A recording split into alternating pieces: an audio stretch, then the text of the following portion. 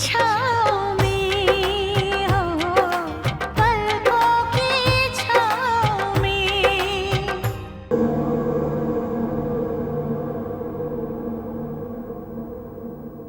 शुक्र है तुम आई तो।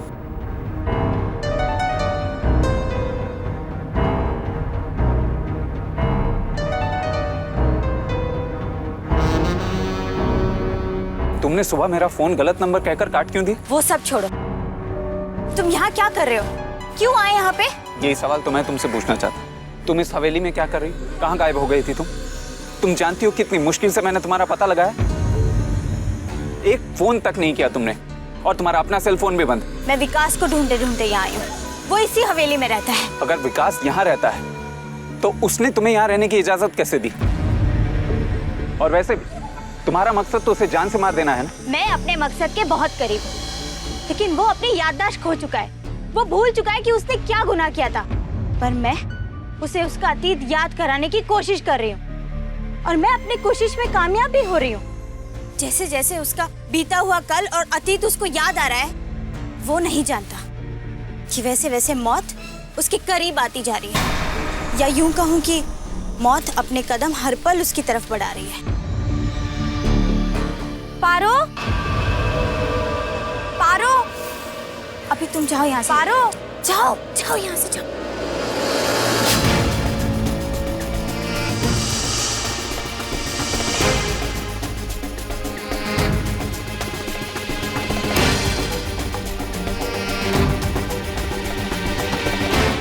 हाँ सुमन जी, पारो, वो आदमी कौन था?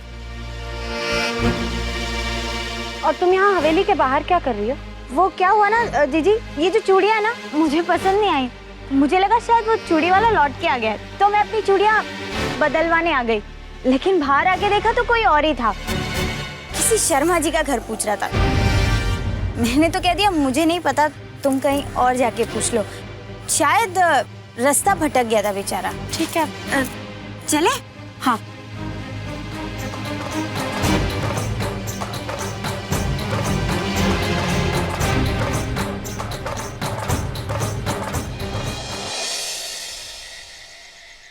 कार्तिक जी, हमें आपसे कुछ बात करनी है।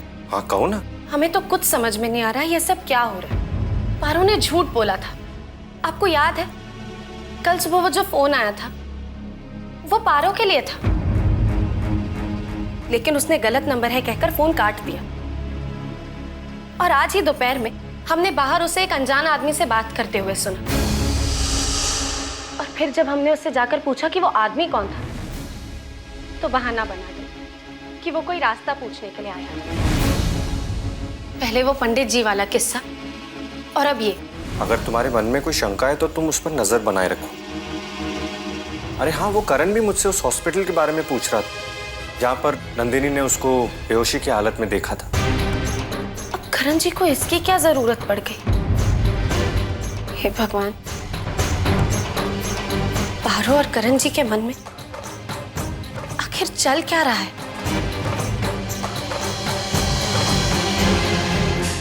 Hello, Sarvodaya hospital. यस। क्या आप मुझे उस डॉक्टर का नाम बता सकती हैं जिन्होंने कुछ महीने पहले कोमा के पेशेंट करण सिंह का इलाज किया था? आप प्लीज होल्ड कीजिए। हाँ। डॉक्टर शाह ने अटेंड किया था करण सिंह जी को। क्या मैं उनसे बात कर सकता हूँ? जी वो तो छुट्टी पर हैं, परसों आएंगे।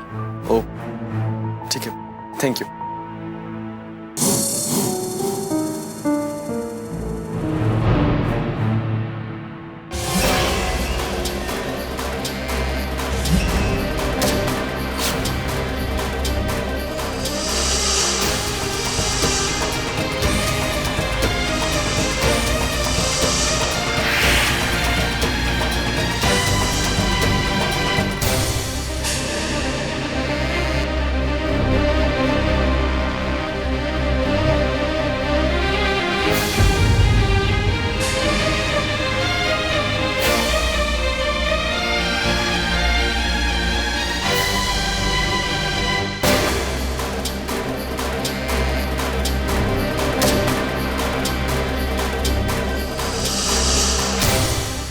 अगर मुझसे इतनी नफरत करती हो तो मेरे नाम की मेहंदी अपने हाथों में लगवाई क्यों?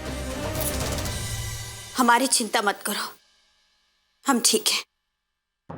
अकेला छोड़ दो।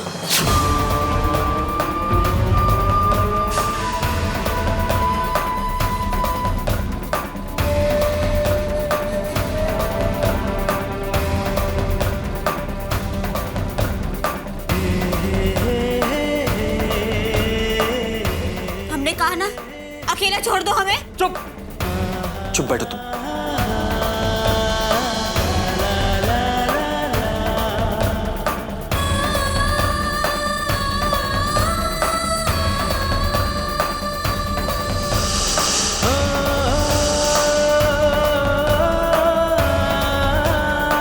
कितनी अजीब लड़की हो तुम। मेरा नाम अपने हाथ से मिटाने के लिए अपना हाथ जख्मी कर ली। तुम जानती हो, मैं भी अपने अतीत की हर बात, हर गुनाह को याद करने की पूरी कोशिश कर रहा हूं। और मैं भी चाहता हूं कि मुझे अपना हर गुनाह जल्द से जल्द याद आ जाए, क्योंकि मैं देख रहा हूं कि मुझसे बदला लेने के चक्कर में तुम खुद को सजा दे रही हो।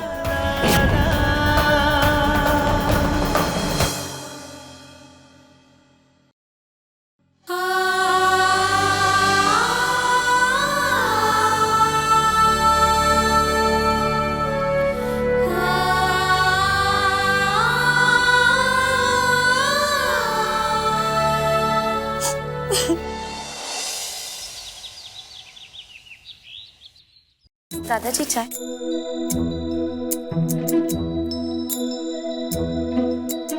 करण, पारो। जी दादाजी। लो, ये अपनी शादी का कार्ड आया, देख लो, पसंद करो।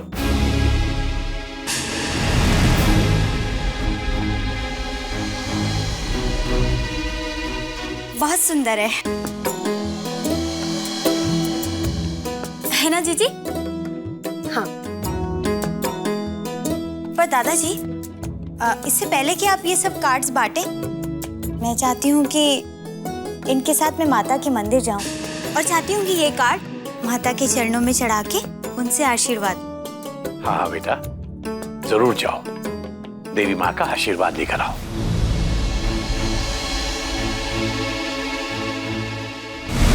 न जाने अब क्या चल रहा है इसके मन में। कहते हैं कि माता के आशीर्वाद में बहुत ताकत होती है, तो चलिए ना।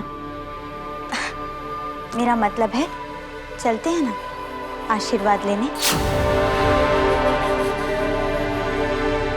पारू, अगर तुम्हें कोई ऐतराज ना हो तो हम और कार्तिक जी भी तुम दोनों के साथ मंदिर चलें? हाँ हाँ जीजी, क्यों नहीं। नेकी और पूछ पूछ। आप और कार्तिक भैया भी हमारे साथ ही चलिए। ठीक है, हम अभी कार्तिक जी को बुला कर लाते हैं। तब तक तुम पूजा की थाली सजा दो। जी।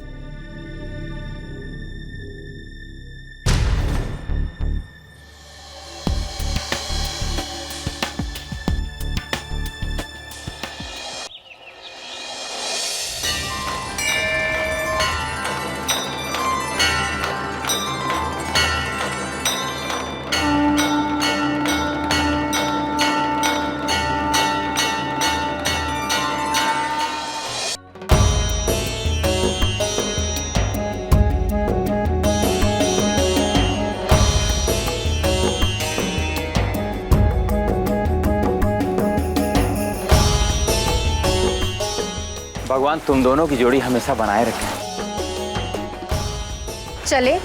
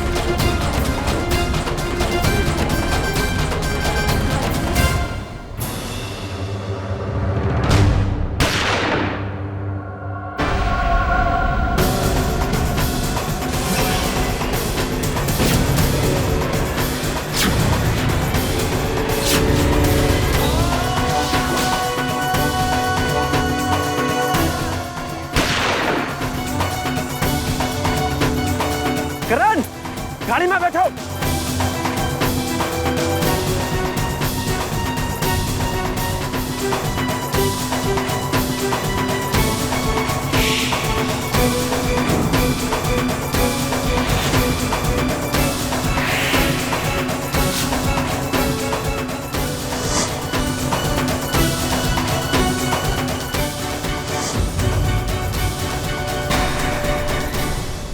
ये तो वही आदमी है जिसे हमने हवेली के बाहर देखा था। इसका मतलब पारो करण जी की जान लेना चाहती है।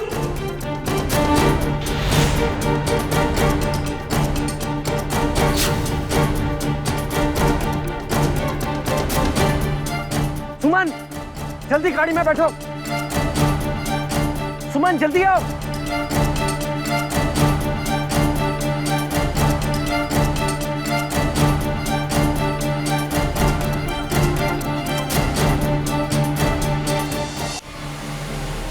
मेरी तो ये समझ में नहीं आ रहा है कि तुम पर गोली चलाई किसने और क्यों चलाई। तुम्हें कोई क्यों मारना चाहेगा?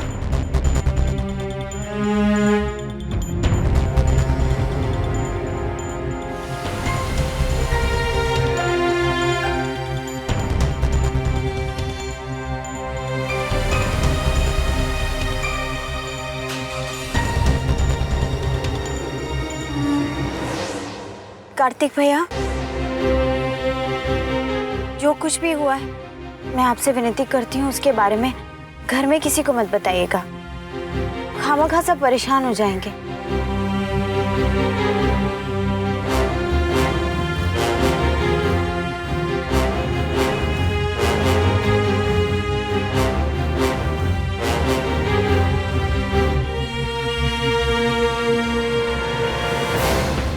भैया लाइए गाड़ी, मैं पार्क कर देता हूँ।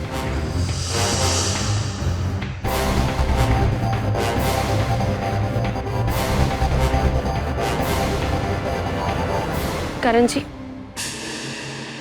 हम आपसे कुछ पूछना चाहते हैं। हम ये जानना चाहते हैं कि आपके और पारो के बीच आखिर चल क्या रहा। क्या मतलब? मतलब ये कि पारो वो है नहीं जो बनने का वो ढोंग कर रही।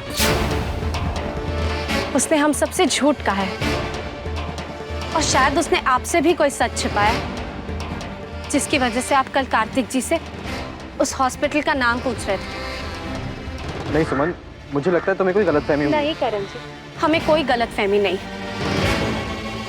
पारो ने सबसे झूठ कहा है। उसने हम सबको अपना असली नाम पार्वती है ये नहीं बताया।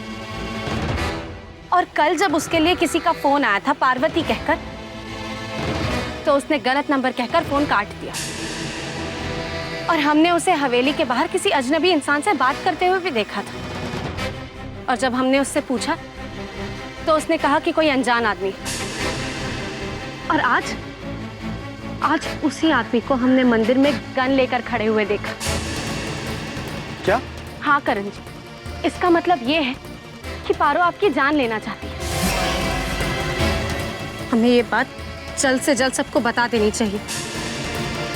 लेकिन अगर ये सच है तो हम ये जानना चाहते हैं कि जो लड़की खुद को आपकी पत्नी कहती है वो आपकी जान क्यों लेना चाहेगी? क्योंकि वो मेरी पत्नी नहीं है। हाँ सुमन, मुझे अपने अतीत की जो कुछ भी बातें याद आई हैं उनसे मुझे ये तो पता चल गया कि अतीत में मेरा और पारो का कुछ तो संबंध था और हम दोनों में प्यार भी था। लेकिन उसके बाद मुझे कुछ याद नहीं। पारो का कहना है कि मुझसे कोई बहुत बड़ा गुनाह हुआ था। जो गुनाह वो मुझे याद दिलाने यहाँ पे आई है और वो गुनाह याद दिलाकर मुझसे उस बात का बदला भी लेना चाहती है। ये तो बहुत ही गंभीर बात है करण जी। हमें इस बारे में जल्द से जल्द घर वालों को बताना होगा, वरना फिर से आपकी जान को खतरा हो सकता है।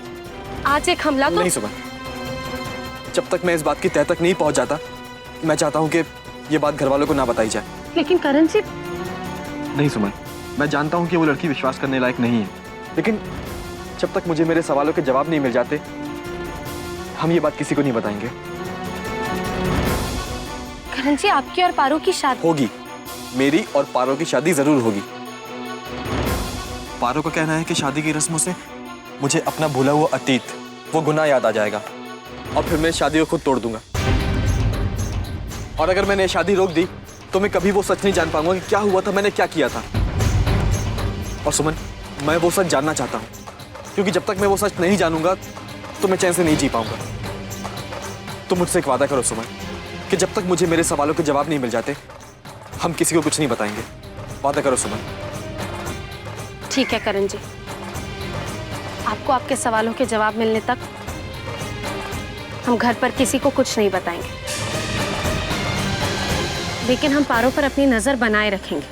और अगर उसने दोबारा आप पर कोई भी हमला करवाने की कोशिश की तो फिर तब हम चुप नहीं बैठेंगे। थैंक्स। और आई एम सॉरी। अरे करण जी, आप सॉरी क्यों बोल रहे हैं? उस हर एक बात के लिए जिसे तुम्हारा दिल दुखा हो।